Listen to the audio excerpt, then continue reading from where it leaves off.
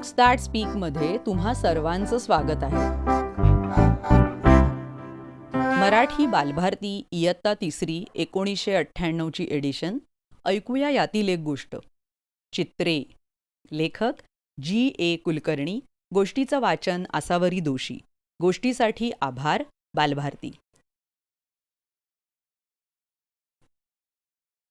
घरातील फरशी पुसून झाली.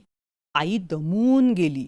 तिने बिम्मला रस्त्यावर जाऊ नको म्हणून बजावलं आणि ती तेथेच आडवी झाली. बब्बी शेजारी खेळायला गेली. बिम्मला एकटं वाटू लागलं. तो इकडे तिकडे रेंगाळला. मग तो सोप्यावर आला. खुर्चीवर उभं राहून त्याने कपाट उघडलं. त्यात गमतीच्या पुष्कळ वस्तू होत्या.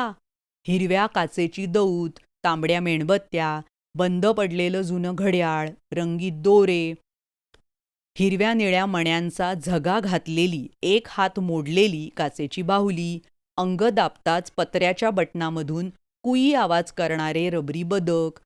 पण त्या साऱ्यात बिम्मला फार आवडला तो रंगीत खडूंचा डबा.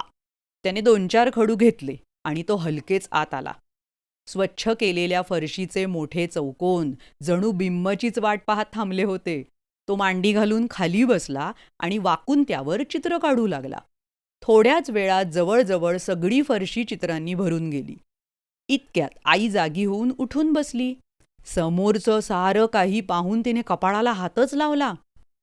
"अरे, आत्ताच मी फरशी पुसून ठेवली होती. काय ही गिजबिज करून ठेवलीयस तू या फरशीवर?" ती थोड्या नाराजीने बिम्मला म्हणाली. "ही गिजबिज नाहीये काही, ही सगळी चित्र आहेत." बिम्म म्हणाला, पण त्याला थोडं वाईट वाटलं. त्याचा चेहरा उतरला. तेव्हा आई त्याला समजावत म्हणाली, "बरं, ही गिजबिज नाही. तू ही कसली चित्र काढली आहेस ते तरी सांग मला." बिम्म आता खुलला आणि म्हणाला, "हे चित्र ना हत्तीचं आहे. तो फिरायला निघालाय. या त्याच्या 2 घंटा." घंटा हत्तीपेक्षा थोड्या मोठ्याच होत्या. हत्तीची शेपटी आणि त्याची सोंड सारखीच होती. "आणि ते दुसरं चित्र?" आईने विचारलं. "अगं, हे आपलं घर नाही का?" आश्चर्य दाखवत बिम्म म्हणाला, "तू, बब्बी, बाबा आणि मी सगळेजण बाहेर थांबलो आहोत." आई म्हणाली, "होय, सगळ्यांना बाहेर थांबणं जरूरच आहे." घर इतकं लहान होतं की बिम्मला देखील वाकून आत जाता आलं नसतं. बाबांचे हात पावलापर्यंत लांबले होते. जागा कमी पडल्यामुळे आईला बाबांच्या गुडघ्यापर्यंतच्या उंचीवर समाधान मानावं लागलं होतं. त्यापुढील चित्रात बाजार होता. शाळा सुटली होती. 3 कोंबडे होते. आईला मात्र चित्रकलेतील काही माहीत नसल्यामुळे तिला सगळंच विचारून घ्यावं लागलं.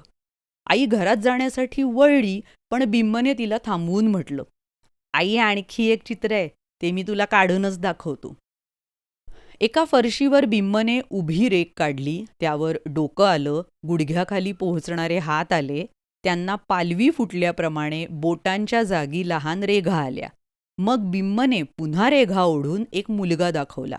बाजूला खूप गोल काढत त्याने एक ढीग दाखवला आणि मान वर करून आईच्या चेहऱ्याकडे बघितलं. "आता हे आणखी काय आहे?" तिने विचारलं. "अगं, हा मी बिम्म नव्हे का? आणि ती तू आहेस. तू ढीगभर लाडू केलेस आणि तू बिम्मला एक नव्हे 2 लाडू देतेस."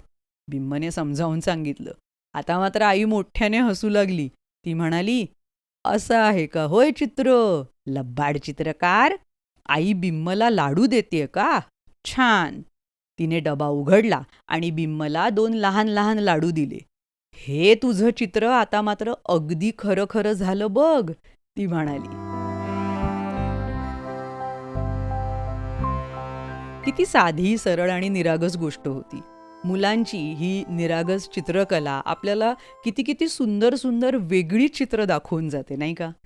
तर या आणि अशा अनेक गोष्टी ऐकण्यासाठी बुक्स दॅट स्पीक या चॅनलला नक्की भेट द्या. यूट्यूबवर, वेगवेगळ्या पॉडकास्टिंग चॅनलवर. Instagram ID books that speak. भेटूया लवकरच पुढल्या प्रस्तुतीत. Bye bye. धन्यवाद.